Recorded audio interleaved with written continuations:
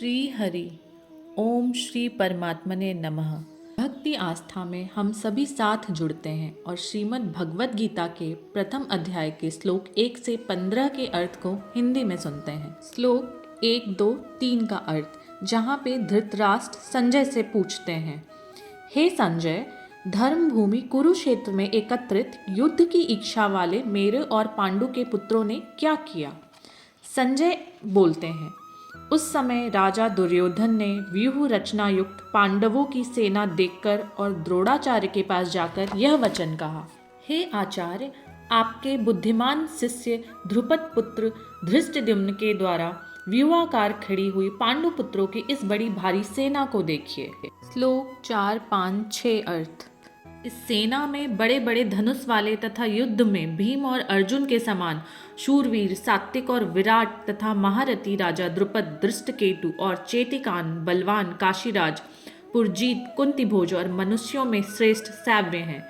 पराक्रमी युधामन्यु तथा बलवान उत्तमौजा हैं। सुभद्रा पुत्र अभिमन्यु एवं द्रौपदी के 5 पुत्र ये सभी महारथी हैं। श्लोक 7, 8, 9 अर्थ, हे ब्राह्मण श्रेष्ठ, अपने पक्ष में भी जो प्रधान हैं उनको भी आप समझ लीजिए। आपकी जानकारी के लिए मेरी सेना के जो सेनापति हैं उनको बतलाता हूँ। आप द्रोणाचार्य और पितामह भीष्म तथा कर्ण और संग्राम विजयी कृपाचार्य तथा वैसे ही अश्वत्थामा, विकर्ण और सोमदत्त का पुत्र भूरिश्रवा है। और भी मेरे लिए जीवन की आशा का त्याग कर देने वाले बहुत से सूरवीर, अनेक प्रकार के शस्त्रों से सुसज्जित और सबके सब युद्ध में चतुर हैं।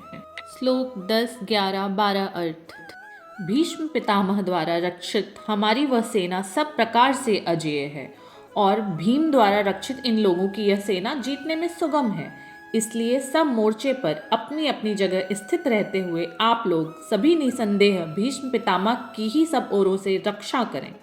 कौरवों में वृद्ध बड़े प्रतापी पितामह भीष्म ने उस दुर्योधन के हृदय में हर्ष उत्पन्न करते हुए उच्च स्वर से सिंह की दहाड़ के समान गरजकर शंख बजाया। श्लोक 13, 14, 15 अर्थ, इसके पश्चात शंख, नगाड़े, ढोल, मृदंग, नरसिंगे आदि बाजे एक साथ ही बज उठे। उनका वह सब बड़ा भयंकर हुआ। इसके अनंतर सफेद घोड़ों से युक्त उत्तम रथ में बैठे हुए श्री कृष्ण महाराज और अर्जुन ने भी अलौकिक शंख बजाए। श्री कृष्ण महाराज ने पांचजन्य नामक शंख, अर्जुन ने देवदत्त नामक और भयावह कर्म वाले भीमसेन ने पौंड्र नामक महाशंख बजाया।